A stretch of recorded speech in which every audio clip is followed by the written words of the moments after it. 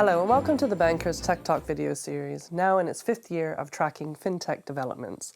You can watch previous episodes on thebanker.com/techtalks. I'm Joy Macknight, Managing Editor at The Banker, and this week my guest is Edward Knight, Global Partner at Antler, a venture capital fund and startup generator. Edward, thanks so much for joining me today. Thank you for having me. So can you tell me a little bit about Antler's business model?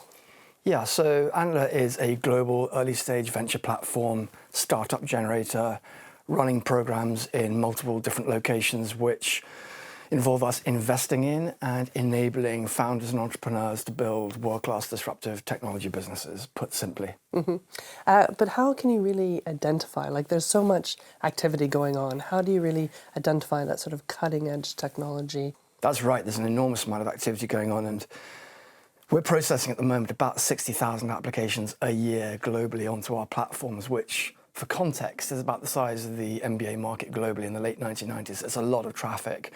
But what that means is that we are now the world's biggest early-stage venture footprint, and the data that comes with that is enormous, which allows us to make much more scientific, thoughtful, data-driven decisions as to the themes that we follow and the people that we decide to invest in. So that helps us enormously, data. Okay.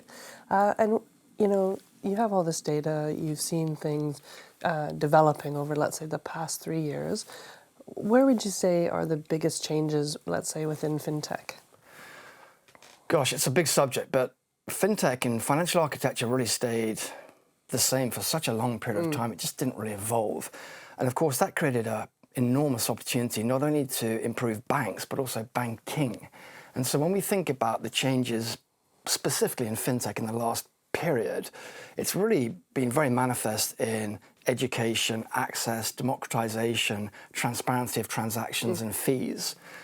And if you think about the areas of finance which still remain very opaque and difficult to understand, think pensions and savings, it makes you feel actually pretty positive for the forward path of FinTech at the moment, because there's still so much to do that needs to be done there in order to open access, if you will.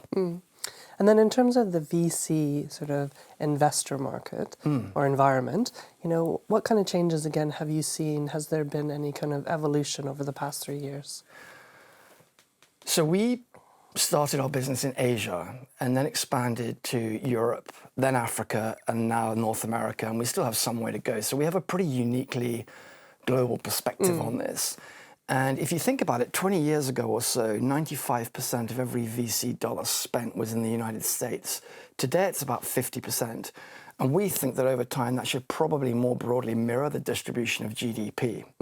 So, for example, in Europe, on any measure, really, as a percentage of GDP or per capita, VC dollars spent still lag tremendously relative to the United States, and we think that's an enormous opportunity, and we're seeing that trend spread very, very quickly throughout our footprint globally, which makes us very excited and encouraged for the future trends ahead.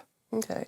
So another big discussion point that's happening within the tech and FinTech community is around diversity. Sure. Why do you think diversity is so important, and what can the FinTech community do to really increase diversity? Well, it's axiomatic that if you want to build the best businesses and have the best outcomes, you need the best talent. And if you want the best talents, you need to appeal to the broadest church. And that's very much the culture and philosophy and environment that we've tried to nurture at Antler. And appealing to all comers is manifest in the fact that around 50% of all of our founders are female. Around 51 nationalities are represented across our portfolio. So we think that that's a pretty exciting indication of not only the need, as you say, to be diverse if you want to get the best talent, but also actually putting it into practice. Excellent. Well, thank you so much for your insights, Edward. Thank you very much for having me.